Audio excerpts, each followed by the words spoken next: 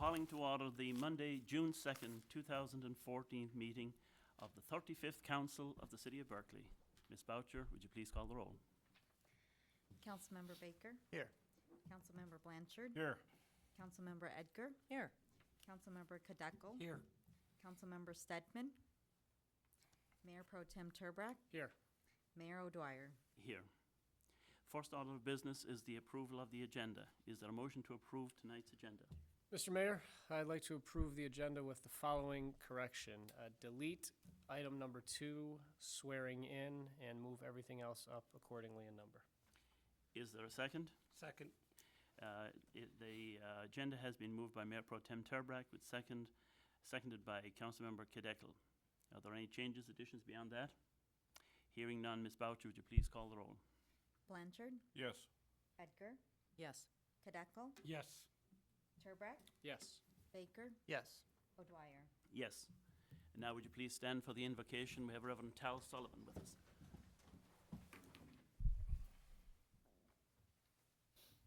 Let's bow in prayer. God, as we begin this meeting, it is a great privilege to do so by inviting your blessings. I ask for your blessings to rest on each of these leaders and public servants. I ask for your blessings to be upon those who serve our city behind the scenes. I ask you to bless the residents of Berkeley. Use us, the residents of Berkeley, neighbors, friends, co-workers, and relatives to come alongside of each other and to encourage, help, and care for and love each other.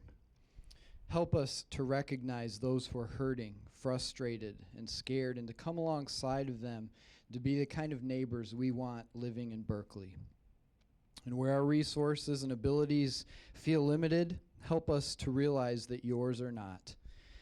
God, your goodness is visible all around us, evidence of your love for us. I pray that our leaders would be blessed by your love and thereby allow the same blessings to flow throughout this city.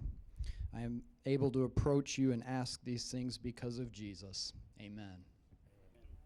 And now please remain standing for the Pledge of Allegiance. I pledge allegiance to the flag of the United States of America and to the republic for which it stands, one nation, under God, indivisible, with liberty and justice for all.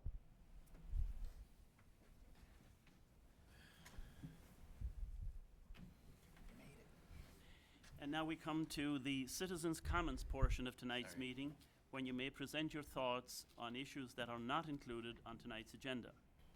Council members will not engage you in discussion.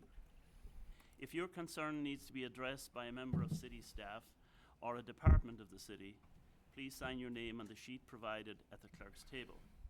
You may speak on a specific agenda item when it is being considered. When you come to the microphone, please state your name and city of residence.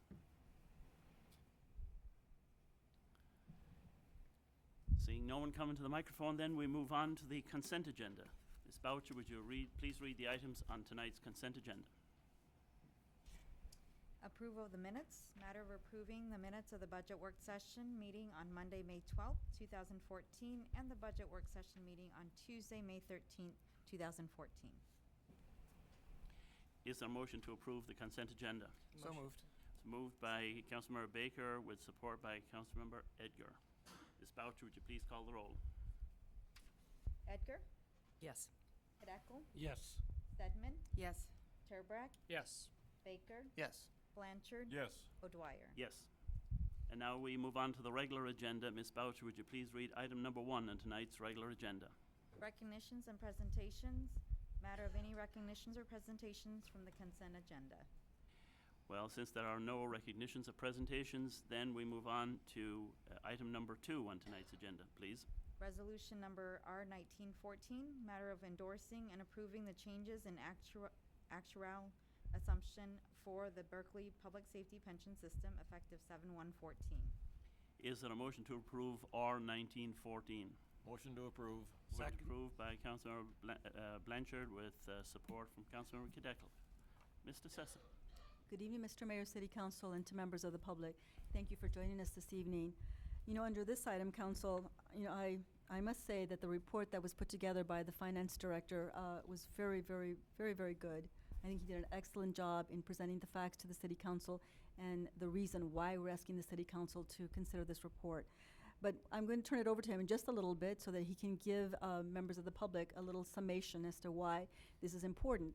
And then also allow him to introduce one of the key members from Gabriel Roeder, who also put together this report as well for you, and to help us answer any questions that the city council may have. You know, one of the important things that we do as your employees is the public safety pension. That's very important for our public safety officers, and I'm very pleased to say that thanks to the work of not just of the committee, but also to the employees and to the individuals that work with us, I believe that they've done an excellent job for us. But having said that, let me turn it over to our Director of Finance so that he can explain what we're asking the City Council to consider this evening. Mr. Sabuda? Thank you, Mrs. DeSessa. Good evening, Mr. Mayor, council members. What you have before you this evening is a report that is put together by our actuary for the Berkley Public Safety Pension System. When each and every year, as you know, we levy a tax in accordance with Public Act 345. It was voted in by the public in 1965 and has been here since 1965.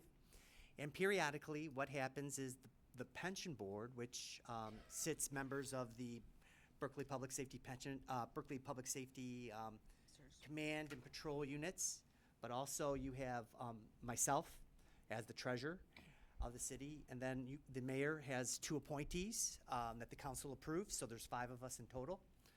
Periodically, that board, well, each month that board meets, and part of the duties of their fiduciary responsibility is to look at the actuarial assumptions to ensure that the Berkley Public Safety Pension Board, or Public Safety Pension System, is funded in a correct and stable manner.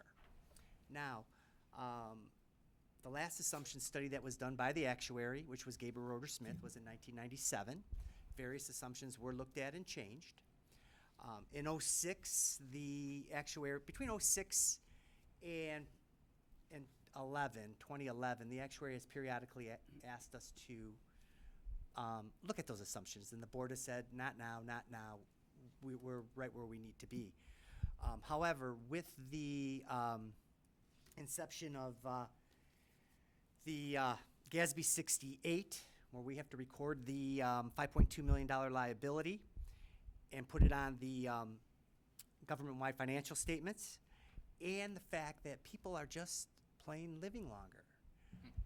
We have to make sure that the system stays sound and that we fund it properly. So the actuary looked at 3 assumptions: mortality, amortization of the unfunded accrued liability, and basically the best way to think about the unfunded accrued liability is that's the mortgage. So we've made promises, we have to pay those over a period of time, and that's the mortgage. So, and that's the number that we will be putting on to the financial statements in June of 2015. And we also looked at wages, that we make assumption on wages and how they're going to grow or not grow.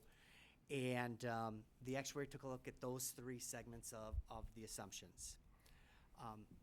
Ms. Gates came to the board last meeting, presented her report.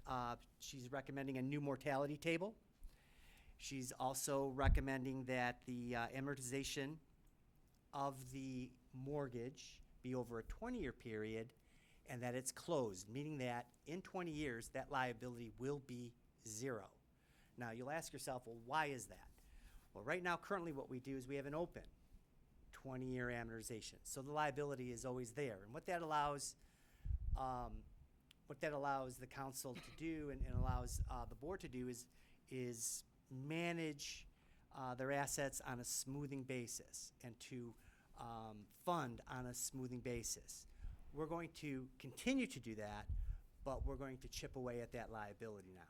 So will costs increase? Yes, costs will increase. Will they increase a lot? No, we're estimating that this cost, by changing from an open to a closed unfunded accrued liability, should run the average homeowner approximately $2 a year. That's what we're looking at right now. Then we're looking at the wage inflation. The wage inflation is right now assumed at 5%, and we're going to bring that down to 4%. Okay? The board voted and approved the changes to the actuarial assumptions effective July the 1st, 2015, and and it's approved subject to City Council approval. And again, tonight I have Ms. Louise Gates and the Secretary of the Pension Board, Lieutenant Crum here. If you could come up, guys. This is Louise from Gabriel Roder Smith, and of course, Lieutenant Crum. We're here to answer any and all questions that the council may have. Mr. Mayor. Are there any questions for either of the principals here on this topic from the council? Well, to begin with, then I'll ask the first question, and we'll see where it goes from there. Sure. All these projections and assumptions are subject to change over time because of social changes. The mortality one, because people, as you indicated, are living longer. And that's a good thing. We're very happy that we're all hopefully going to live a little bit longer. And then we have to make accommodations for that. Correct. How often do you revisit those assumptions? The review of actuarial assumptions is really a matter of retirement board policy. And I think a reasonable range for a retirement system this size would be anywhere between 5 and 10 years. Very good. So this is a pivotal time for us then. Absolutely. And as you reviewed it, it is your assessment that we are on a stable path? Well, are you honest? I'm not sure I understand the question, Mr. Mayor. In terms of funding that pension, we are on a path that seems, in view of the review, to be a solid, stable path. Well, I think the changes that we have recommended pursuant to the study will put us on the path to ensure that the retirement system obligations are fully funded. Theoretically, that would occur within 20 years. As a practical matter, it may occur sooner or later, depending upon things like the investment markets, for example. Right. And if I may, Mr. Mayor, to follow up on that, currently right now we're 72% funded for this pension system, which is rock solid. Okay. Exactly right. Very good. Any other, Councilmember Edgar? Thank you. When you're in your report, when you're talking about the amortization method, it says that it's likely that continued use of this policy will result in a lower discounted rate. Can you expound upon that a little bit for me? Sure. Under the new GASB standards. GASB standards, yes. Let's see. The GASB standards, GASB is an acronym for the Governmental Accounting Standards Board, and they are a group of accountants that set the standards for governmental accounting. So as a unit of government, the retirement system being a unit of government, if you will, the retirement system is subject to these new standards. And the standards have changed quite a bit. And one of the considerations is, whether the current methods, such as the amortization method, will enable the system to fully fund the plan within some reasonable period of time.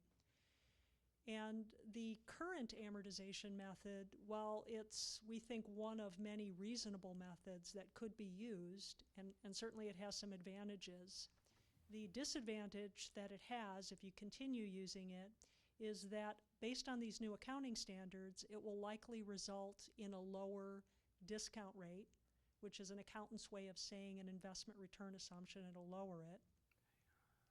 The implications that has for you as a city is that it will lower the actuary's assessment of retirement system liabilities. I'm sorry, it'll increase the actuary's assessment of retirement system liabilities by lowering the discount rate.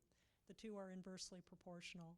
So the lower the assumed rate of investment return, the higher the assessment of liabilities. So we think that this is yet another reason that it would be a good idea to make the change and to make it at this time. Thank you. Mhm. Very good. Any additional questions? Just a comment, Councilor Your Blanchard, Honor. yeah. I agree with the city manager that the report sent to us by the finance director was very clear. Yep. I read it, and even as an engineer, I understood most of it. But maybe we should have Lieutenant Crum explain it in detail. I think we should. Lieutenant, as you view this, representing the officers, are you comfortable with the report? Well, first off, Mr. Mayor, they told me I just had to come here and be a pretty face, so. It's not the wrong person. Now you're asking me questions. Fail that one. No, we feel very comfortable. We like that it's closed and that we see that there's an end to the funding, and it should, my understanding is that the funding will continue to increase the percentage. It's 72 now and will continue to increase. Of course, that makes us feel as employees confident and better that it will be there when we need that. So we're all very comfortable. And that's the acid test at the end of the day. The comfort level that this will be available when our officers come to retirement. Mr. Mayor, if I may, the Yes. vote was unanimous. Yeah. Both the command and the patrol unit voted positive for the changes. Very good. Good Thank you. question. Any additional questions? Well, certainly thank you both for being here and for shedding a little light on a fairly complex issue. When you get down into the weeds, Right. on the surface it's smooth enough. When you get into the weeds and the details, it gets to be complicated. Yes, it does. So on that thought then, Ms. Boucher, would you please call the roll on R1914? Kadeco, Yes. Stedman, Yes. Turbrack, Yes. Baker, Yes. Blanchard, Yes. Edgar, Yes. O'Dwyer. Yes. And now, Ms. Boucher, would you please read item number 3 on tonight's agenda? Motion number M2614, matter of approving special use approval. SU 0114, permitting an urgent care clinic at 3270 Greenfield. Hours of operation to be Monday through Friday from 8 a.m. to 9 p.m. and 10 a.m. to 8 p.m. on Saturday and Sunday. Is there a motion to approve M2614? Move to approve M2614. Being moved by Councilmember Kadeco with support by Councilmember Blanchard. Mr. Sessa. Council, as you can see on the report that was put together by our city planner, Ms. Amy Vanson, the Planning Commission did meet on May the 27th of this year to review this request. They are recommending it to the City Council for your consideration with with conditions regarding the timing of operations. To help me give you a little bit more information to the public as to what the Planning Commission considered, I've asked Ms. Vanson to come and give us a brief summation on this item. Ms. Vanson, thank you. Good evening. Dr. Hassan Saleh is here this evening if you have any specific questions, but this is a building that was already developed as an office building when portions of Greenfield were zoned office and portions of it were zoned single-family residential. So this is not a conversion of a house. It is an existing office building. The applicant applied for an urgent care clinic, and if he had applied for a simple doctor's office, it would have been administratively approved, but because it's an urgent care clinic, it gets tracked into special land use. His hours are, it's not a 24-hour operation. He did ask the Planning Commission to extend the weekday hours 1 hour, and the Planning Commission did not have a problem with that. You'll notice in the initial report, it says from 8 a.m. to 8 p.m. He was asking from 8 a.m. to 9 p.m., which is what the Planning Commission approved, and Saturdays and Sundays from 10 to 8. We did hold a public hearing, held a couple public hearings that night. The second one did not have anybody in attendance. I had one inquiry over the phone, just asking for clarification, and once I explained what the issue was, there was no issue with it. If you have any, it was unanimously approved or recommended for approval. Do you have any questions? Any questions our city planner. Councilmember Baker. Thank you, Your Honor, and thank you so much for this report. I also thought it was very well put together, and it described all of the different aspects and elements of the proposal, including the highlights from the Planning Commission as well. So thank you for those details. I was curious in terms of if this were to move forward, anything around timing in terms of the remodeling on the interior of the facility and when it might be open to the public. The applicant, we are all about concurrent review, if it makes sense, for the applicant as well as the city, and the applicant has already submitted plans that are being reviewed for the interior remodel, and it is set to go. So I'll give the okay if you guys give the okay, and we'll be able to issue building permits as soon as the applicant's ready. Good, thank you. Very good. Any additional questions? Councilmember Cadecle. Thank you, Mr. Mayor. More a comment than a question. I drove by the area today. There's plenty of parking. It's in a great location, and I fully intend to support this. Very good. Well, seeing no additional questions, then Ms. Boucher, would you please call the roll on M 2614? Stedman? Yes. Turbrack? Yes. Baker? Yes. Blanchard? Yes. Edgar? Yes. Kadeco? Yes. O'Dwyer? Yes. I'd like to thank the doctor for being here. Thank you very much. We wish you well. And now, Ms. Boucher, please read item number 4 on tonight's agenda. Resolution number R 2014, matter of authorizing participation in Oakland County's Urban County Community Development Block Grant Programs. Is there a motion to approve R 2014? Move to approve R 2014. Moved to approve by Mayor Pro Tem Turbrack, with support by Councilmember Edgar. Mr. Sessa. Council, periodically, we get a request from Oakland County to examine this program and especially to consider continuation for us to participate in this type of program. The Community Development Block Grant Program, or as we call it, CDBG, is something that I know everybody is very familiar with. However, throughout the years, especially these last few years, you know that the funds that we've been receiving continue to go less and less. But CDBG has been used for several different types of programs for our community. We've used it for things such as sidewalk replacement, some park improvements, some public services to help those individuals of low and moderate income, and by that I believe it deals with bus services and also home shower programs. So those are the types of things that we use. And in accordance with this resolution that was put together by our Director of Planning, Ms. Vanson, it indicates that for the last 3 years, the city has received a total of $117,000 approximately. So with that, Your Honor, I know Ms. Vanson is with us this evening. I don't know if she'd like to add anything else, Ms. Vanson?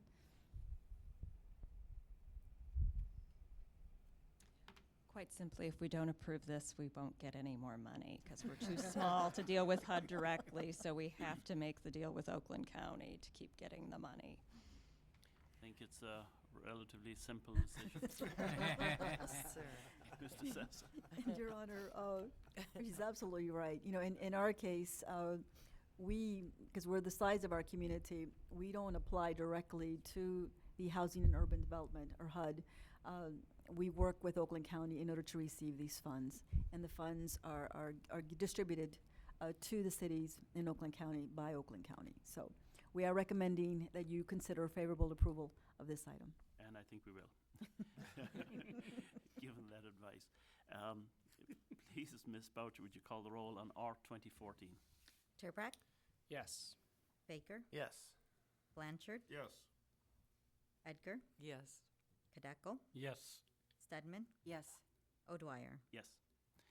And now, Ms. Boucher, would you please read item number 5? Motion number M 2714, matter of authorizing the city manager to enter an agreement with Information Systems Intelligence, LLC, in an amount not to exceed $9,200 to complete information technology assessment for the city of Berkeley and draft an IT plan for the future. Funding is from account number 101-755-818-000 in the amount of $6,000 and 101-755-976-000 in the amount of $3,200. Is there a motion to approve M 2714? Motion to approve. Motion to approve by Councilmember Stedman. Support. Oh, my God. Getting carried away. With support by Mayor Pro Tem Turbrack. Fantastic. Mr. Sessa. Buzzer begins. Actually, I kind of would like to amend the motion. And I really seriously do.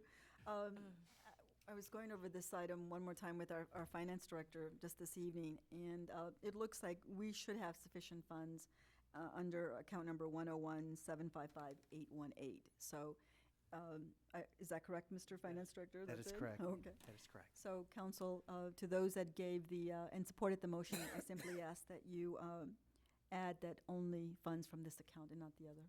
Is that okay by the maker of the motion Yes, it is. and by support? I'll allow it.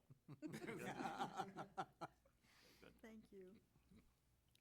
Well, you know, the best way to describe this item, because I know that I've talked to a few of you about this item.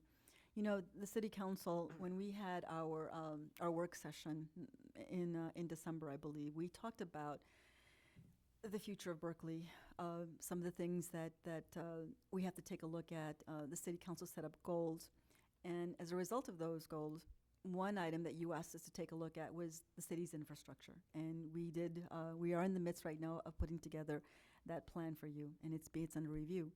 But the second thing that you all asked us to take a look at was our technology, our computers, and our software. Things are rapidly changing. I mean, we have these iPads, and I know I'm on the old one already. It has changed already. In the minute we buy it, technology changes. But you know, having said that, as your city manager, we can't just go about without carefully planning and examining what type of technology we utilize. I know that Mayor Dwyer, when he attended one of the NLC conferences, he came back saying, "All right, I'm ready. I want to hire a chief IT person." I said, "Whoa!" But but there are so many ways that we can not only improve our technology, but having said that, we need to be very cautious about the types of hardware and software that we utilize. Obviously, these are taxpayers' dollars. We need to make sure that we're using them wisely. We're always looking for ways in which employees can be productive, and obviously through technology, this will definitely help us. Now, when the city council approved this, we were right in the midst of having to hire a new IT person. So we had to put it back for a little while. It took me a while, a couple of months, to hire an IT coordinator, and I know that he's been quite busy these last few months trying to play catch up. And in the midst of all that, I know that I had to hound him to get this done, because I know how important this type of plan is for the city council. It's a directive that I've been given to do as well. So I know that you have a copy of an agreement that was put together by staff and the city attorney, and the company in mind that we're asking for you to consider has also reviewed it and concurred with it. So now it's up to city council to consider approving it. But before you do that, what I'd like to do now is to ask our IT coordinator, Mr. Stan Lissica, and I know that a few of you have met him, to come up and give you a brief summary of the process that we followed in order to identify this company, and obviously to give you his recommendation. Now, also with us this evening, we do have the president of Information Systems Intelligence, LLC, Mr. Ryan Leastman. I hope I pronounced that correctly.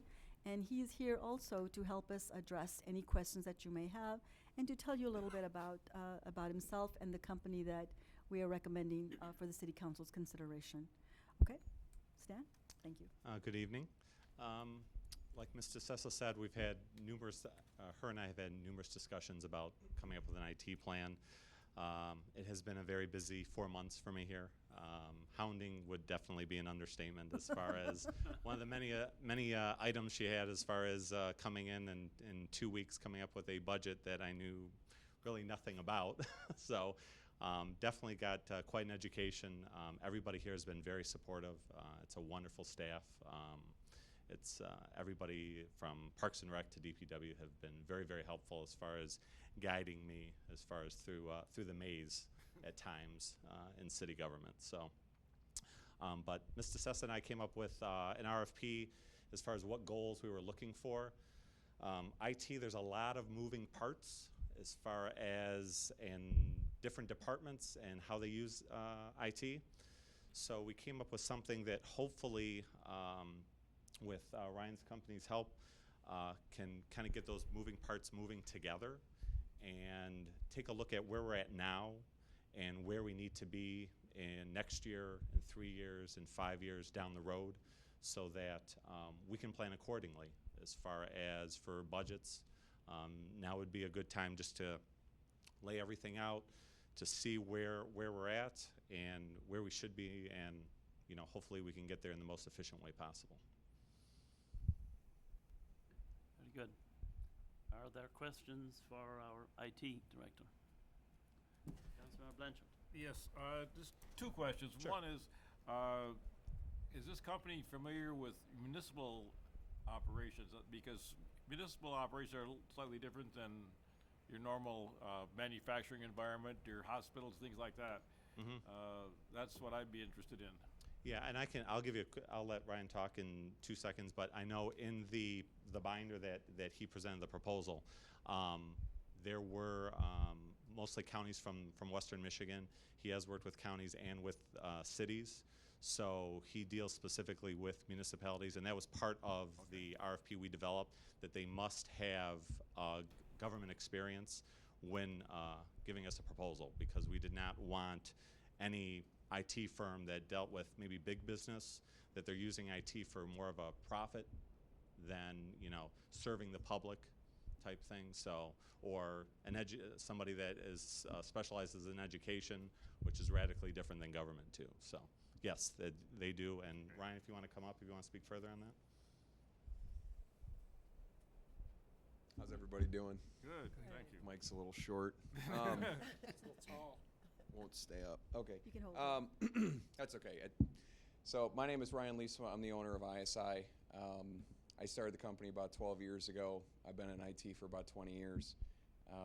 My undergrad degree was in business, so I kind of have the discipline and training in both the IT and the finance side of things. I have about 40 employees. Did about close to 15 million in revenue last year. We're debt-free. My vision for the company always was consolidating services onto one system and reducing the upfront costs and the ongoing costs of IT and communication systems. Like I said, we've been in business for about 12 years or so, and I think we're the largest IT consulting partner for municipalities in the state. I know just overall we're the 6th largest Cisco partner, 1st or 2nd largest Dell partner in the state. The most engaging and rewarding work that we've done has been in local government. Some of our clients are Ingham County. We're just finishing up, I think it was $2 million data center project that we did for them, working with townships, municipalities, working with Central Dispatch, tying into the state's fiber merit network. We did everything from switching to phone systems to video conferencing systems to servers to SANs, you name it. We saved them $2 million over 5 years and funded the entire project using savings out of their operating budget, and that's something I would hope to do for you guys as well. I think that technology used correctly and smartly will pay for itself directly out of the budget, but it remains to be seen. We got to look at the numbers first. Another customer of ours is Muskegon County, and we literally redid everything in the entire county, from structured cabling to UPS systems to servers. We put in something called the VDI system. I don't know if you guys have ever heard of it before, But Muskegon County doesn't have PCs anymore. They just have telephones with video cameras, and they plug their monitors and keyboards and mice into it, and they run all their desktops in the data center. And what that allows them to do is they can be anywhere in the world, well, theoretically out, but anywhere in the world, on any device. They can access their programs, their applications. They run BSNA, you name it. And it's given them the ability to do things that no other public agency in the state of Michigan can do. In fact, well, excuse me a second. In fact, my pregnant wife. That might be the funny of the night. She's due tomorrow. Oh, no. Oh, my. I know you guys are big on funnies here. That might be the one that wins. Yeah, I know. You should maybe answer that. She's a brave woman. She'll be fine. But anyway, that job in Muskegon County, I won a technology award in Boston for public technology design. So, you know, and there's other counties that we've done work for, municipalities. I could just go on and on. There's two things that I think the city of Berkley should focus on, right? I think the first one is getting systems to the point where they're world class. And that doesn't have to cost a ton of money. It just means that we're working with technology that's either current state or one step behind it, okay? We got to do that because the state of systems, from what I've seen so far, lends itself to a high degree of risk, that people won't be able to work, that we won't be able to respond to demands in the market with our communities. That's a big thing that needs to be done. And the second thing I think is more important is, what do you do after the technology is in? And that's a conversation that, you know, my firm will, you know, initiate with you guys, because it's great if we put in all kinds of new technology, but what are we doing with it? And that's a cultural thing that needs to be part of this conversation, is how are you going to make business processes run better, right? I mean, who's responsible for introducing innovation into the organization? My goal will be to reduce the amount of time overall that we're spending on technology for Stan, so that Stan can work with the department heads, work with, you know, the people that work here and in the community, so that technology is something that's creating value and not just sucking it away year after year. And I think when you do that, then you're going to get to a point where you're going to see how to operationalize it and how to turn technology into something that won't be so mysterious, that won't be so difficult, that won't fall into a state of disrepair.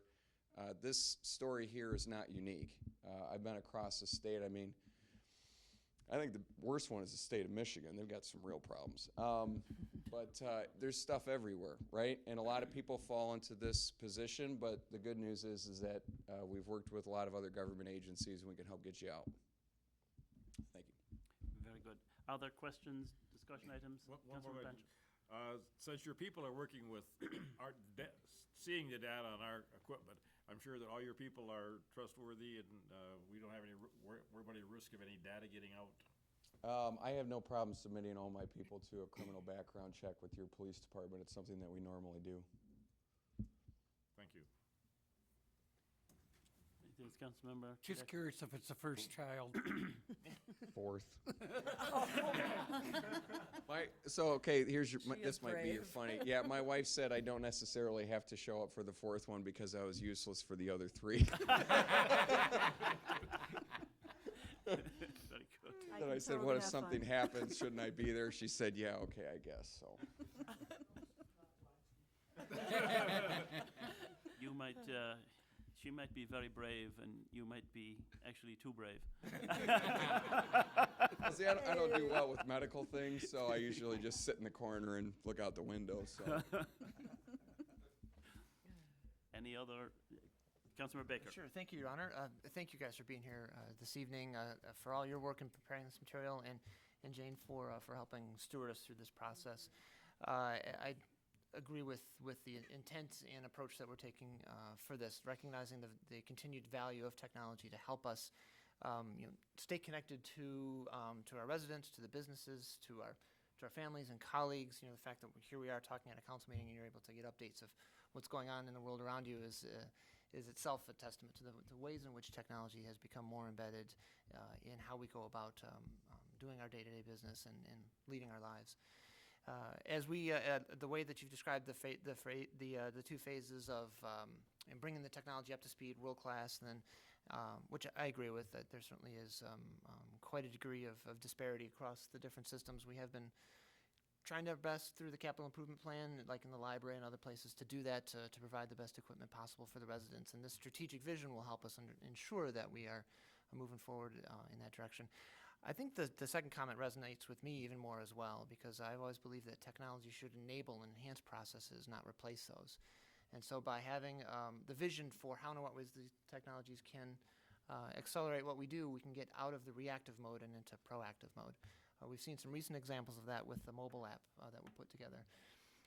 I think that is relatively straightforward to do, and the real challenge will be how do we integrate that into our operations to actually realize those the benefits of productivity and timeliness, responsiveness, transparency that we've come to expect. So I'm very much looking forward to this effort here, and looking forward to help partner and understand how we can move forward with the recommendations from this material. So I just want to make one comment. The city of Chicago, about 3 years ago, they renamed their department, or their IT department, to the Department of Innovation and Technology.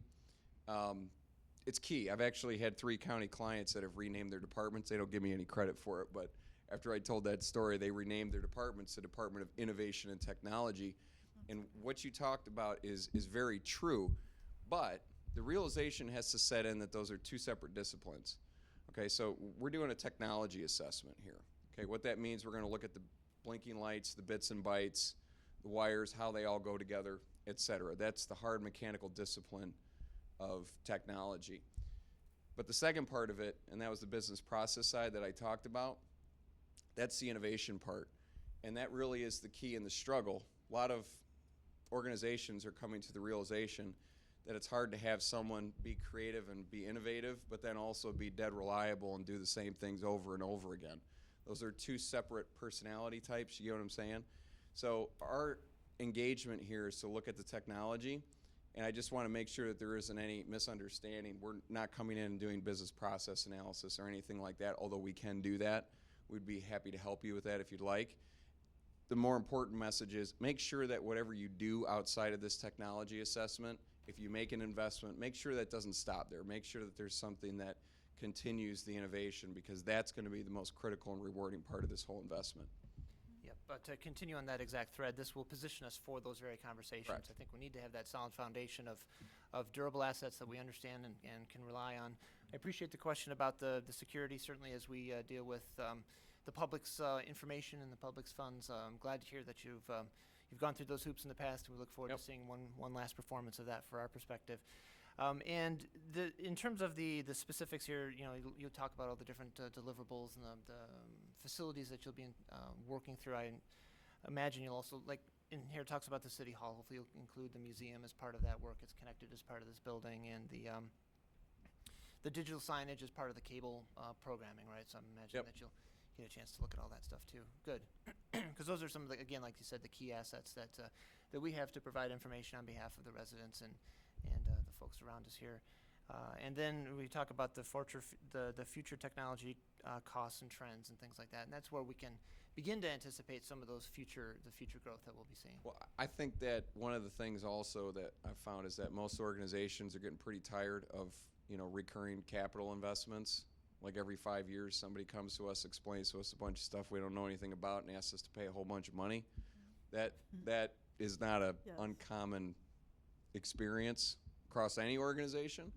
So I think that the conversation I've been having with my clients lately is operationalizing IT, which means taking all of the hardware, software, labor services, the whole 9 yards, and wrapping it up into like a 7-year operating agreement, whereby investments become streamlined, predictable, recurring, so that we always know what we have. And at that point, we just manage a supplier who has a service level agreement with us.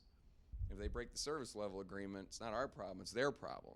And it's a different way to manage IT instead of trying to, well, why do I need to get that? Or, why do I want to get this switch over that switch? I mean, most organizations don't really care. They just want it to work. They want to control the costs, and they want to make sure they can stay up on that edge of innovation. So That's, kind of a fast forward. There's a lot of different ways to do this, but, we'll help you guys walk through all the options.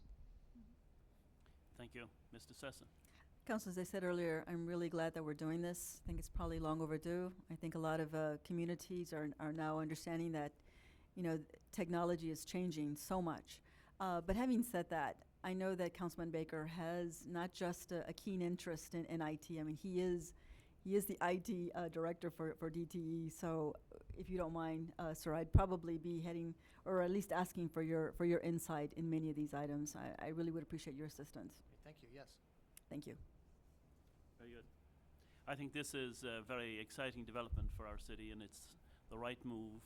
And probably we should have done it earlier, but we're here now. We're here. And it's time for us to leverage technology for all the possibilities and things it can achieve. I like the idea of the innovation part, which is separate from what we're talking about precisely here. But it is something for us to work toward when we have the technology platform in place that will be able to deliver that. One Jen. more thing, Mr. Mayor. I did speak with a few of the counties that he mentioned, the county administrators, and they couldn't be more pleased with the work of this company.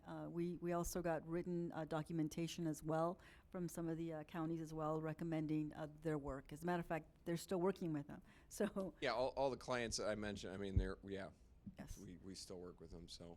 yes. Very good. Anything else? Well, we thank you for being here, both of you, and we wish your wife and your family every blessing in the next few days.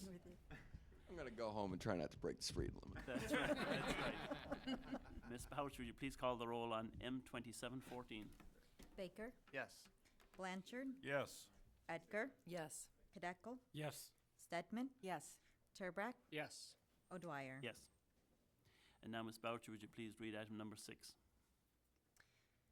Motion number M2814, matter of appointing the Berkeley City Manager, Jane Beistasessa, as the City of Berkeley's representative, and Public Works Director Derek Schuler as the alternate representative to the Southeastern Oakland County Resource Recovery Authority, known as SACRA, Board of Trustees for the fiscal year beginning July 1st, 2014, and to instruct the city clerk to send a copy of this motion to the SACRA Board.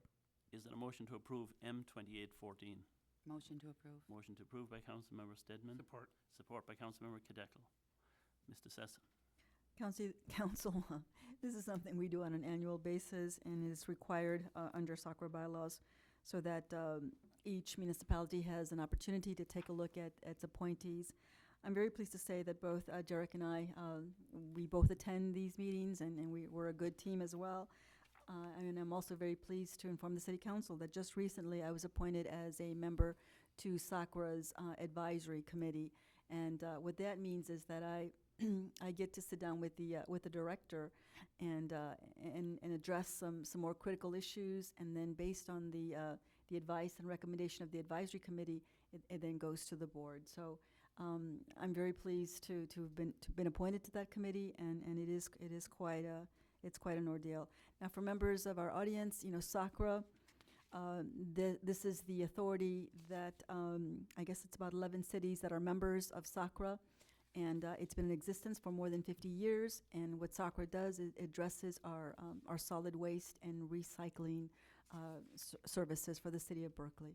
We've been very pleased working with them, and I do recommend the appointment. Is there any discussion, questions on this item? Comes up every year. Yes. Hearing none, then Ms. Boucher, please call the roll on M2814. Blanchard, Yes. Edgar, Yes. Kadeco, Yes.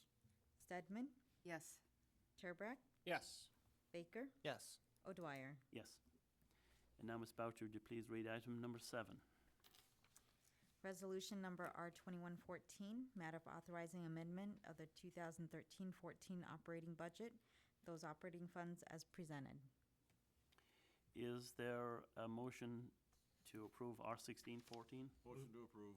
Motion to approve by Councilmember Blanchard. Support. Support by Councilmember Kadeco. Okay. Sessa. Thank you. Okay, thank you, Your Honor.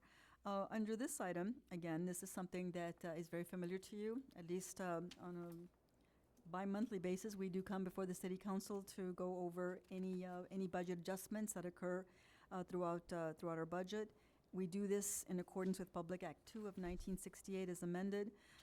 For the audience out there, as you know, our budgets are, they're moving, living documents, and things happen on a regular basis where departments may either save some dollars, incur some funds, or have some savings. But regardless of whatever it is we do, this has to go before the city council for your approval. I'll ask our Director of Finance, Mr. David Sabuda, to go over these items with you. Mr. Sabuda? Thank you, Mrs. DeSissa. Good evening again, Mr. Mayor and council members.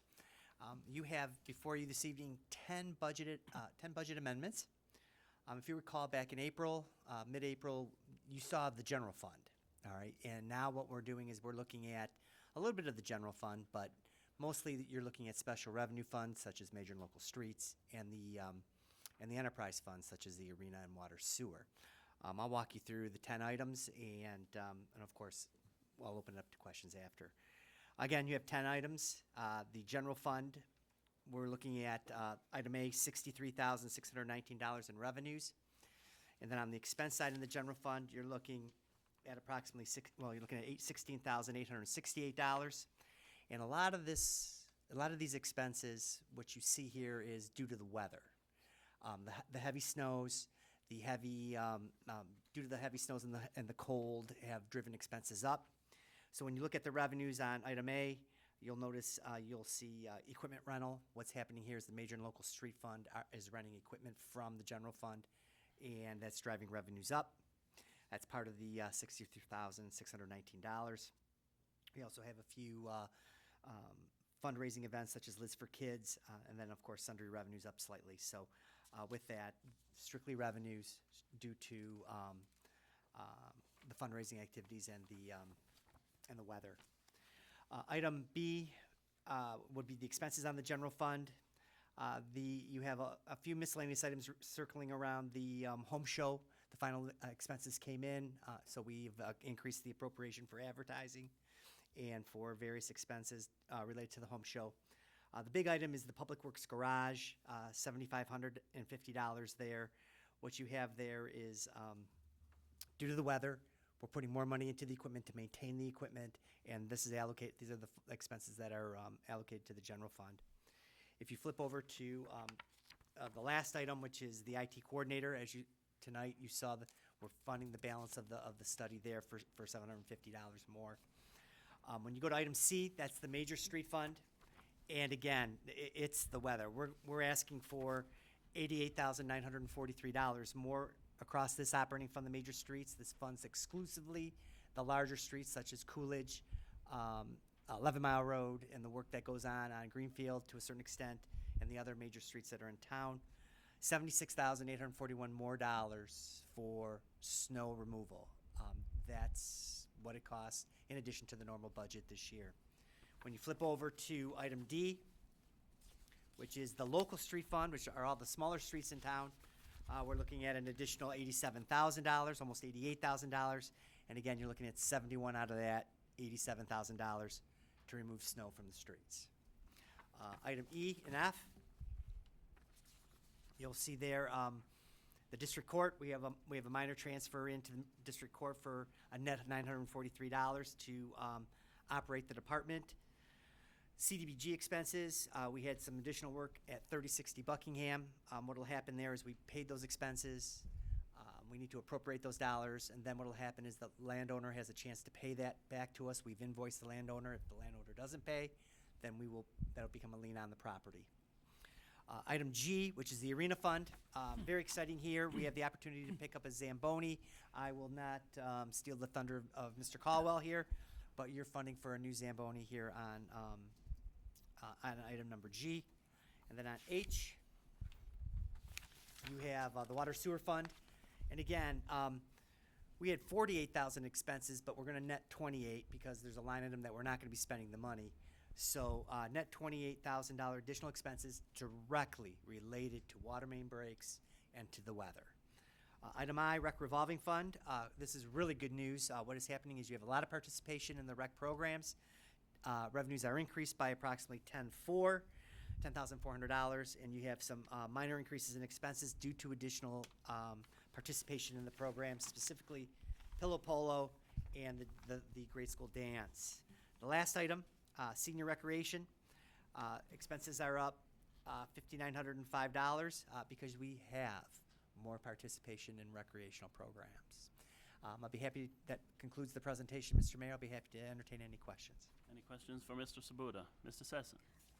Not a question, Your Honor, just, well, it is a question, I suppose. If you would prefer to hold off on the Zamboni decision till after the discussion, we could wait on that if you'd like. Well, what we could do is have it pending the next vote. Okay. Well, what you could do, if I may? Sure, ma- please. Approve items, I do this on purpose when I letter them, so approve A through F, H through J. Approve A through F, H through J. Then what happens is you leave G out of it, okay, and then we'll come back to G. Okay. Mr. Attorney? What's That- the easiest? Yeah, that's fine. That's probably the easiest way to do it. Okay, that's what I would recommend. Okay. So we leave item G out. Okay, everybody's clear what we're talking about? Good, thank you. Very good. Now back to the original question. Are there questions regarding the budget adjustments? They all seem pretty straightforward, and the harsh winter Yes, has certainly cost a lot of money. it has. Very good. If there's no additional questions, then please read or call the roll on R 2114, which has the provision of eliminating G. Okay. Edgar? Yes. Kadeko? Yes. Stedman? Yes. Turbrack? Yes. Baker? Yes. Blanchard? Yes. O'Dwyer? Yes. And now, Ms. Boucher, would you please read item number 8? Motion number M2914, matter of authorizing the purchase of a 1995 500 series Zamboni for the Parks and Recreation Department at a cost not to exceed $12,875 to include delivery and maintenance costs from City Sports Center at 3401 East Lafayette Street, Detroit, Michigan 48207, based upon their quoted price dated May 23rd, 2014. Funds for this expenditure would come from the Ice Arena Fund, account number 546-697-982-000. Is there a motion to approve M2514? Motion to approve, Mr. Mayor, and can we also add item G into this? So that Very we can good. approve item G pending the approval of M2914? Support. Support. Certainly. Support by Councilmember Kadeko. Mr. Sessom? You know, Council, because of the timing of this issue, we had to bring this to you as soon as we could, and I believe last year we did try to acquire another Zamboni. Our Zamboni is, although it is functional, and that's what I'm going to use, functional, it needs a lot of repair, and I think when the Parks and Recreation Director comes up and gives a report, you'll understand what I'm talking about. It is important for us to maintain our arena, and ordinarily, if we were to go out and purchase a brand new Zamboni, it could cost anywhere between, and I'm just recalling some of the numbers I've seen in the past, anywhere between $70,000 to $90,000 for a brand new Zamboni. This gives us an opportunity to continue to maintain our arena, and also gives the City Council a little bit more time to, again, consider what the future holds for the ice arena. But from what I've heard from the City Council is that the ice arena is important to us, and it is a very it's something that our residents want and use, and it is a good service that we have. So with that, I'm going to turn it over to our Parks and Rec Director, Mr. Tom Caldwell, and I'm going to have him explain to you a couple of things. So one, give a little bit of history about our Zamboni equipment and the age, please, because that's important. And then also talk talk about this process here as to what happened with City Sports Center and why this is a good price and what you have found. Mr. Caldwell, thank you. Thank you, Madam City Manager. Good evening, everyone. As you know, our current machine, our current Zamboni is a 1974 model, and the biggest problem we have right now is when things go wrong. Now, under, John Allen's supervision, when he had the opportunity to, save a part or something like that, he would do so. And so when our current machine would go down, a lot of times he would have what we needed on hand to be able to fix it. But that model of Zamboni is no longer in stock, so if something goes wrong, we either have to fabricate a part or search for it. That takes time and it's more expensive. That's not the case with the 95 500 series Zamboni. It is in stock. The pieces will certainly be more readily available. Now, I'm not saying that we may not, we'll likely have to do some maintenance, preventative maintenance. And really, that's one of the things over the last few years that's allowed our current machine to continue running the way that it has. We've always done good preventative maintenance on that machine every summer to keep it up and running. Well, that's the same thing that City Sports Center did, and they've used the same guy, the same mechanic. He's worked on both machines, and actually, they did a midwinter preventive maintenance routine on the 95 500 series at City, and so that's an expense that's usually around $4,000 that we won't incur this summer. There's some system switchovers that we need to do. It currently runs, our Zambonis run on propane, and we're going to want to turn this machine over, and so some of the expenses that you see are system switch over to propane. Outside of that, we'll be good to go. Very good. Mayor Pro Tem Turbrack. Thank you, Mr. Mayor. As the city manager mentioned, these machines new are quite expensive. In 1995, although it may seem like it's a long time ago, in Zamboni age, that's relatively young, as we see, as we're still using a 1974 Zamboni. It just seems to me that $12,875 is a pretty good price for this machine. Could you talk a little bit, or at least tell us how we got to such a nice number for us for this machine? Well, City was looking for about 20. That was their original number, and there actually were a few bidders in the process. But I guess really the best answer would be, relationships. We've talked a number of times on how important it is to build sound, solid relationships. And when I spoke of the Zamboni with Mr. Allen, Mr. John Allen, I spoke of him earlier, just how insightful he is to, save the things that we may need down the road. He contacted the mechanic at his house. They have that type of relationship. He can call him at his house. Well, the mechanic has that same relationship with a guy at City. He called him at his house. They had a conversation. And so really, when I spoke with the gentleman from City, they were like, all right, the Zamboni's yours. We've talked with John, we've talked with Chuck, the mechanic. We want to work with Berkley. We want to make this happen. And so he had to sell it to the owners, the $12,000 figure. And so, really that was just a bid effort to see if that's something that they would be willing to take. They were. And really, one of the things that I didn't mention, our plans for the old Zamboni is really some of the same types of things. We figure a 74 Zamboni in its condition, like Madam City Manager talked about, it's functional. We could probably get $2,000-3,000 for that machine if we sold it the way that it is. Well, 2 years ago, you approved a new conditioner at the cost of $4,000. 3 years ago, we replaced both axles. Those are both worth $4,000. The vertical auger is another $1,500.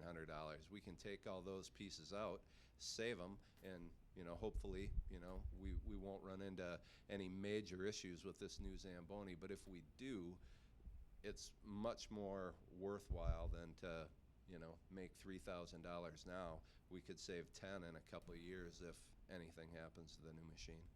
Thank you. So, I mean, you mentioned at the very beginning relationships, and certainly express my appreciation to Mr. Allen for having those relationships, and it's important for all of us, for in any business, anything you do, to be able to cultivate relationships with folks, not just the folks that you tend to associate more, but at least have respectful relationships with everybody if you ever want to accomplish anything. I think that's something that oftentimes gets missed around here, and people just want to stay with their side and not to necessarily cooperate with anybody else. Not that this is one of those situations, but having the ability to call somebody at their house, and have that trust factor, that's what made this deal happen, and we're certainly thankful for those relationships and for your work in this as well. Thank you. Thank you. Mr. Sesson. Your Honor, one more thing that I'd like to say. Well, I do appreciate relationships, and I know that, sometimes they're critical. But also we have to keep in mind our ordinance rules and regulations when we go about, acquiring services. This came to us, as information. I mean, we did not go out there and seek. People knew more or less that we were looking to replace our Zamboni. It's not often that you see this type of thing. Zambonis, they're, as I said, they're quite expensive, and to go out to bid for something like this, we would be looking at 4 or 5 times this amount. So, because this is a special item, and it is something that I think the price is sufficient or significant for the City Council to consider. That is why we're bringing it to you at this time for your consideration. But please know that I did ask staff to go out there and take a look at the equipment itself to see that if it was workable and it's something that was still in good condition. And the report came back that yes, it was. So it's not just relationship. We go out and view and see the machine. We made sure that it was in good condition, and it is something that we can use. Again, this is just one of those items that has appeared before us, and we are recommending it for your consideration. Thank you. Thank you. Councilmember Edgar. Hi, just a clarification. So the parts are interchangeable on this newer and the 74 model? Not all of them. Not So- all of them. So there's a couple of different auger systems that takes the ice from the surface when it's resurfaced and shoots it around. Some of those work. Some of the pumps, some of the some of the tubes, and I'm pretty much at my ceiling with what I know about Zambonis. But some of the parts are. The parts We'll keep some of the parts that do work. We could. I mean, we certainly could, and there might be some people that have that model of Zamboni that we could. And perhaps the look to mechanic move would some know of those people. Sure. Good. Very good. Yes, Councilmember Baker. Thank you, Your Honor. 3 + 1 quick thoughts here. First, I want to appreciate the way in which we handled the budget switcher thing. I think that was done the right way. So I think that was a good approach, and thank you for helping keep us on the straight and narrow with that. Secondly, I think this makes a lot of sense to me. It's a good idea to take the opportunity to lever up when we can, and to harvest the parts from the prior Zamboni. Makes a lot of sense. Third, I think the exercising your power wheel, so to speak, to be able to make those connections with the different contacts, and understanding where and how this can be advantageous to the city, so that we can continue to provide the quality services and the great ice arena that our skaters and the public have come to appreciate. And then secondly, or my last thought here, finally, was just, as a lifelong fan of hockey and skating and stuff, I just love the word Zamboni. So every time we can say Zamboni, I just think it's awesome. Thank you for giving us a chance to say Zamboni. Whatever I can do, Council.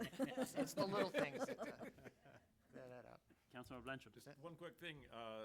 Do they make a Zamboni with 2 seats? Because we could sell rides, and make money and finance a Zamboni. Because I know Councilmember Kadekel would pay $10 to ride on a Zamboni during the resurfacing. There's a song for that. I think we'd have to bring something before our city attorney, Mr. Stern. Wear a helmet too. The safety devices I would recommend would make it cost prohibitive. Well, very good. What I like most of all is the thinking behind this decision-making. Sometimes the public thinks that municipalities or different departments of government just buy things. We didn't just buy something. We bought a 1995 Zamboni, and we're going to use our old parts to keep that alive for as many years as we can. So it is a classic example of the wise expenditure of the people's money. You know, leveraging the relationships that are out that you've had over the past several years, and being in contact with people who are using similar equipment. You ought to be congratulated, and the entire Parks and Rec department for that kind of thinking that manages our money wisely. I appreciate it very much, and I know the residents do as well. Thank you. On that thought, Ms. Boucher, would you please call the roll on M2914? Kadeko? Yes. Stedman? Yes. Turbrack? Yes. Baker? Yes. Blanchard? Yes. Edgar? Yes. O'Dwyer? Yes. And now we come to the communications portion of the meeting, and Councilmember Stedman is up first. Okay. First of all, the library has a couple of programs coming up. First of all, on Monday, June 16th, from 6 until 8 o'clock in the evening, the Friends of the Berkley Library will be kicking off the summer reading programs with their ice cream social. And they will have Clark's Ice Cream and Popcorn from Royal Popcorn Supply, and they suggest a $1 donation. The second thing is cutting costs with coupons, which is Tuesday, June 17th at 6:30. Jolynn Felton, the author of BargainsToBounty.com, a free Metro Detroit money-saving resource, will join us to share the best ways to save the most with coupons at area grocery stores through strategic shopping. And you'll also learn how to find, collect, and organize your coupons. So that is Tuesday, June 17th at 6:30. Ice cream social, though, is always a lot of fun. The summer reading program will be starting on the 16th and run through August 15th, and with the help and support of Friends of the Berkley Public Library and Vibe Credit Union. Second, the Beautification Committee is still very active. If you're interested in helping with the Beautification Committee, they're going to be doing their painting of fire hydrants soon. They're very active and involved, and they could use more help. And the third thing is my granddaughter, Fallon Johnson, is a sophomore at Berkley High School, and she's on the rugby team, the girls' rugby team. And for the last 3 years, they've gone to state championships. Well, Traverse City has won the state championships for the last 8 years. They've been a powerhouse. This year, last Saturday, the Berkley High School girls' rugby team won the state championships for rugby. Congratulations. And they are the first girls' team at Berkley High School to ever win a state championship. That's great. Beautiful. Nice. Councilmember Blanchard. Thank you, Your Honor. One more time, Lids for Kids, June 14th, 10 until 2 at the fire station. If you have children or know children that live in Berkley that need helmets when riding their bikes, have them come up and they will get fitted for a helmet and run through the safety course and have fun while they're doing it. So they'll enjoy it. Also the same day, from 10 until 6 is the Berkley Art Bash. This is a Chamber of Commerce sponsored event. There'll be live bands, food trucks, activities for kids, as well as a lot of great artists. And I did some checking with the Chamber. For those of you that don't realize that the Chamber of Commerce has gone from 131 members to 139 this year, since January. So the businesses are booming, they're joining the Chamber, new businesses are coming in, so all is well in the business community. And the last thing I've got is that school will be out shortly. So let's remember that. Drive carefully. The little rugrats will be running all over town. So be careful. Thank you. Thank you. Councilmember Baker. Thank you, Your Honor. A couple quick things. First, the Historical Committee thanks everyone for their attendance at the recent open house, and very appreciative for council and administration for their support of the reopening of the remodeled museum. So thank you all for that. Feel free to stop by, and they have the bookmarks that they're giving out for free. Just stop on by and check the place out. And volunteers are also encouraged for the Historical Committee, especially those with technology skills. Just like much of the work that the city is undertaking, the museum and the artifacts and things itself have an opportunity to be better archived and cataloged with the systems that we have. So that's some exciting news there.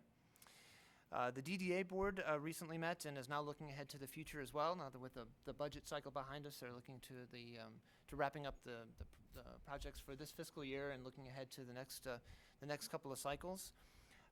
Now is really the time for that board and for all of us to continue the dialogue around the vision for our downtown along 12 Mile and along Coolidge. As we see some of the areas where we've seen great successes of the development that's happened, as evidenced by the booming businesses throughout. There's also great opportunities for areas that have been underserved thus far. And so I'd like us to consider continue the conversation around what we can do with our downtown, and in particular along Coolidge. I think it's great opportunity. There's tremendous assets along that stretch as well, and every opportunity for that to be a thriving, even more thriving part of our downtown culture here. And speaking of the downtown, and segue back to my colleagues mentioned about the beautification committee, the Robina area on north of 12 Mile is an opportunity for continued study. One of the things that we're looking at is to see how and in what ways we could activate that space, to do more with that, to draw greater attention to those great businesses along that part of Robina, and encourage everyone to get out and take a look at those shops and establishments there and help support those businesses. And to see what we can do to create a greater public space here. That's one of the catalytic projects in our master plan, and we welcome your input and feedback. One of the easy ways to do that will be at the aforementioned Art Bash. So if you're in that part of the stroll along 12 Mile there, please check out the displays and exhibits that will be set up as part of a community feedback portion to see how and in what ways we could do even more with our downtown, and in particular that part of Robina. And finally, it was Edward Abbey who once said, "Our culture runs on coffee and gasoline, the first often tasting like the second." Oh, God. And again, that was, our culture runs on coffee and gasoline, the first often tasting like a second. And that's, of course, my segue to the regional transit discussion, which can help us save on the latter so that we can focus on better quality coffee for the former. As you know, Berkley participates in the rapid transit study across the entirety of Woodward Avenue. All 27 miles are represented by 11 communities. Berkley, because of its central location, happens to be the host of the steering committee meetings each month, and so we're real pleased to engage in such an important regional conversation. Recently, they approved the conceptual design called a Locally Preferred Alternative, or LPA. And what that is not is the specific detailed analysis of exactly where all the stations will go and the timings of all the routes and things like that. But what it is much like a strategic plan that we talked about before, gives us the roadmap, if you will, to put forth, to do the engineering work to come up with such a proposal. I'd like to again thank our city planner, Amy Vanson. I'd like to thank this council for their continued support and efforts in this matter. The Planning Commission has been a tremendous voice at the table, our Environmental Advisory Committee and staff for all the work that they've done thus far, and to help us turn the corner into the next steps, which will include a more detailed analysis and things like that. So then again, if we have such a system, it would provide folks with greater options and choice in how to get from point A to point B. It give you a viability so that you don't necessarily have to drive. If you want to take a different mode, you could do so, whether it's more safely with a bicycle or running or jogging, or of course using the transit system, which could, in addition to reducing our gasoline consumption, it could help us with greater access to jobs and entertainment opportunities, and just give us other fun things to think about. Now, what part of the plan does not yet have a Zamboni lane, but I think that we could amend that as part of the process here. So I was kidding about that part. You just wanted to say Zamboni. I just wanted to get Zamboni in one more time. We did have enough ice. Anything for that ride. Thank you, Your Honor. Thank you. Mayor Pro Tem Turbrack. Thank you, Mr. Mayor. As Councilmember Blanchard mentioned, in just a couple weeks, the kids are going to be out of school. There are some schools, I don't know if you know this, that are actually done on Wednesday of this week. Oh. Very lucky souls. But when those children are out and about, what are you going to do with them all summer, parents? I can tell you what you're going to do with them. Summer camps, summer day camps at Berkley, Parks and Rec. We are currently in the registration process. Things are filling up very quickly. The little kiddies can attend 3, 4, or 5 days a week if you prefer. They will have the opportunity to go on weekly field trips, swimming, arts and crafts, and much more. Additionally, some specialty camps are also going in addition to the traditional summer camps. Boys and girls basketball camps, soccer camp, speed and fitness camp, and all of those camps take place during the week of June 16th to June 20th, which I believe is the first week after school gets out. Registration is also ongoing for those, can be done at the Parks and Rec Department or over the phone, and you can even pay with Visa or MasterCard if that is more convenient. Additionally, with the summer is, again, Summerfest. I've reminded us, or at least spoke about it a little bit over the last couple meetings. Again, a reminder of the dates of some of our Summerfest events, so you can put those on your calendar right away. Everything kicks off Wednesday, June 25th, 5 to 8 p.m. with Little Tykes Tot Lot Night. That's, of course, at the Tot Lot. Wednesday, July 9th, from 9:30 a.m. to 2 p.m. It's our Senior Activity Day. Josephine, I know you're getting ready for all of the activities that day. Certainly. Good. Saturday, July 19th, one of our signature summer events and part of the Summerfest series, and that is our community picnic. Certainly a great day for all the residents to come together, lots of activities, much more. There's typically a dunk tank there. I'm assuming we'll have one of those again. That's always fun to dunk people underwater. Thursday, July 31st, JC Jamboree from 6 to 8 p.m. Again, a night where we have just all kinds of different events for the kids. Last year they had a lot of the bounce houses and all kinds of other things going on, so we look forward to that. Family movie night, Saturday, August 23rd. The movie will start at dusk. Again, that's family movie night, August 23rd. And we'll wrap things up with the ice cream social on Tuesday, August 26th from 6:30 to 8:30 p.m. Now, in addition to all those Summerfest events, the community garage sale is June 27th and June 28th. It's part of Summerfest, but it's not officially the part of the Summerfest. It's a community garage sale thing. So you have all kinds of events coming up, lots of activities to keep you busy during the summer, and parents, lots of activities for your children to do during the summer. Let us take care of them. Thank you. Thank you. Councilmember Edgar. Hi. Thank you, Mr. Mayor. I just want to remind people as well about the Art Bash on June 14th. The last day to register for that wonderful garage sale, which my husband fondly called Berkley's Curbside Boutique, is the 15th, so get busy there. It's always fun. I want to thank Tom Caldwell for being so diligent with the care of our Parks and Rec and the use of the Zamboni. I also would like to extend thanks to Robert North for postponing his retirement. I know how wonderful it is to be retired. It's a great thing, and he's put up his fishing rods and given us another year. Councilmember Cadeckel. Thank you, Mr. Mayor. First and foremost, I'd like to welcome Isabel Turbrack to the city of Berkley. Yes. And I hope she's sleeping well. I hope she is as well. We talked about school. I want to congratulate the class of 2014 and wish them all well. I know this Thursday evening will be commencement for the Berkley High School seniors, so I want to wish them good luck. Dream Cruise, we had a meeting. I'm not going to say too much about it.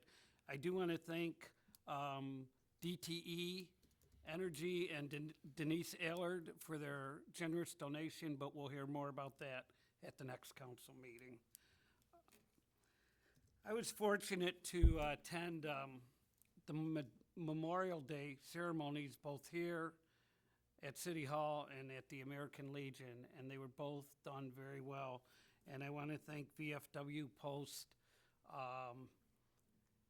9222 and American Legion Post 374 for helping us commemorate that day. Especially, I'm thinking we're sitting here between Memorial Day and this Friday will be the 70th anniversary of D-Day. So it was a very moving ceremony.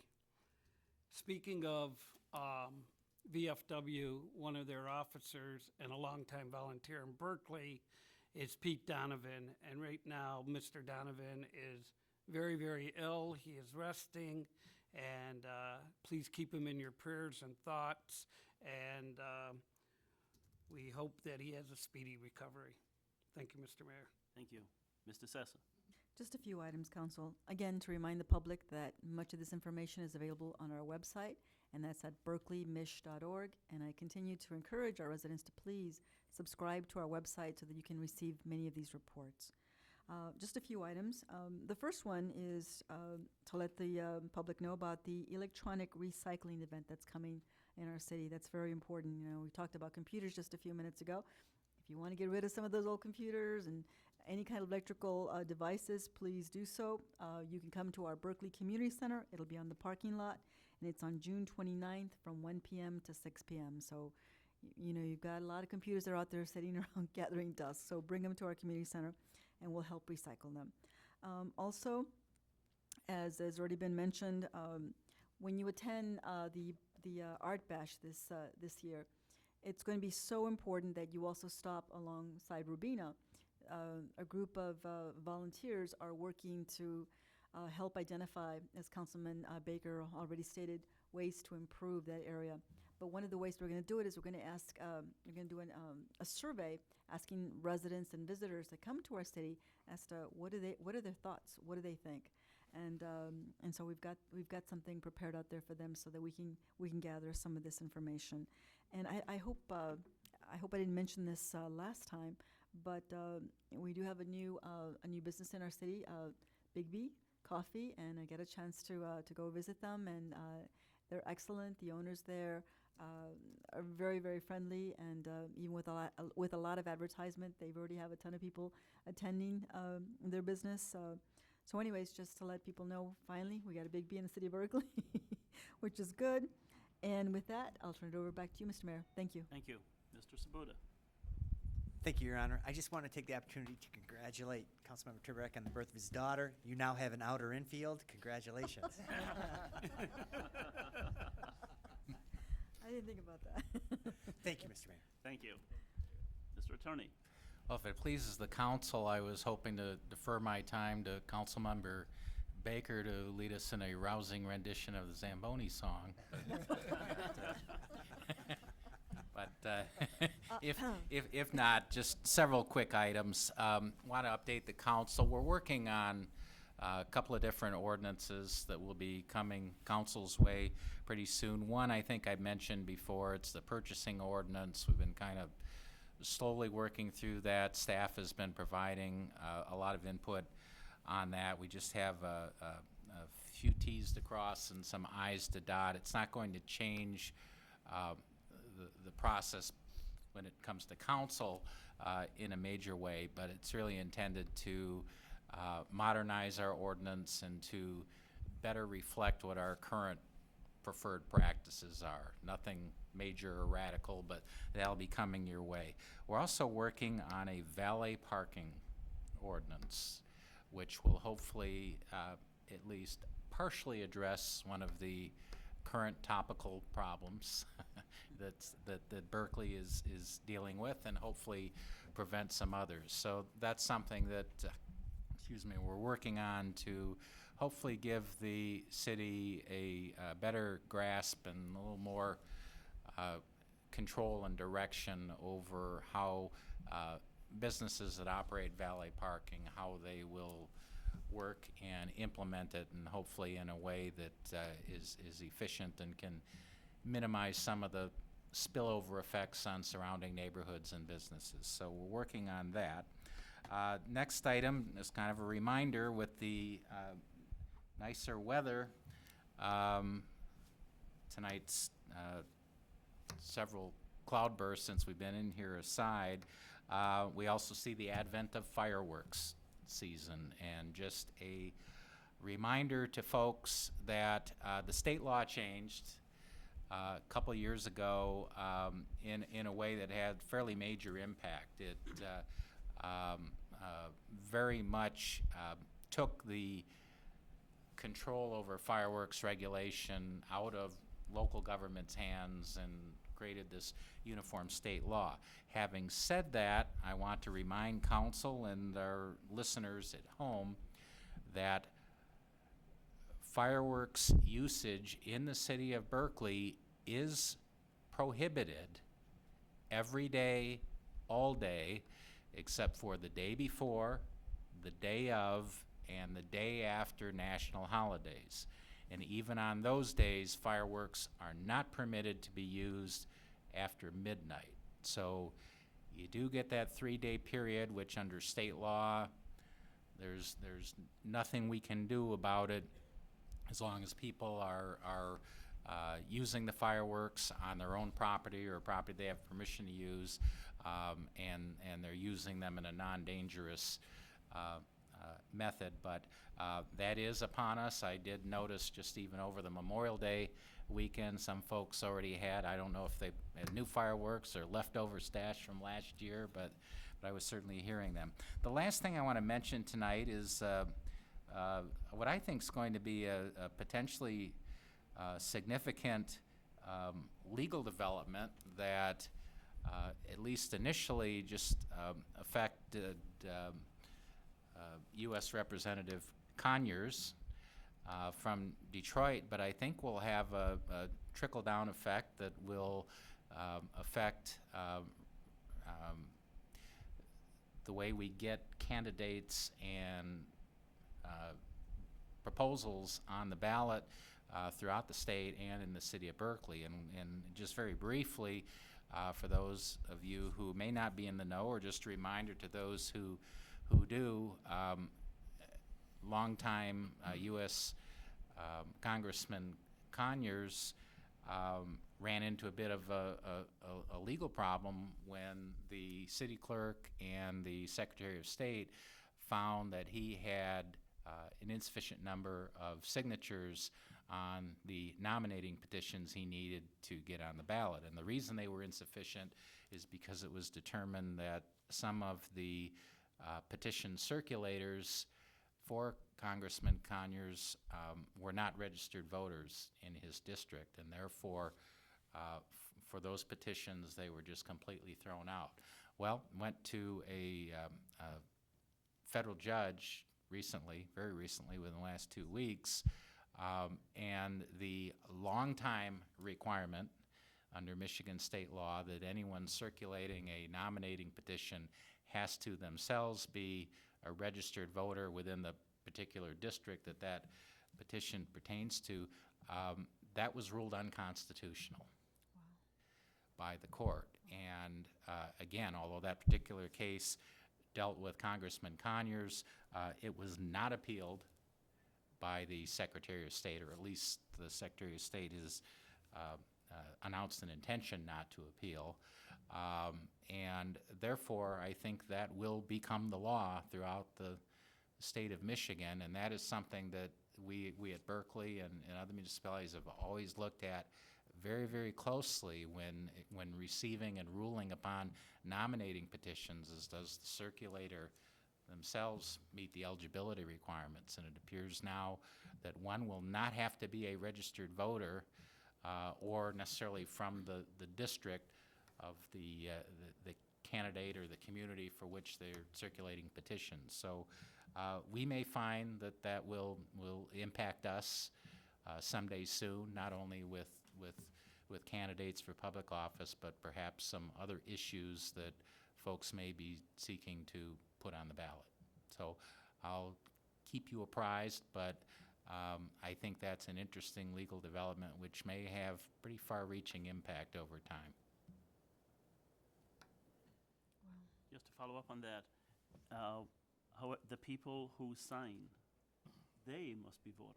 The people who sign must still be registered voters. At least the court hasn't ruled that yet, but the ruling pertains strictly to the petition circulator.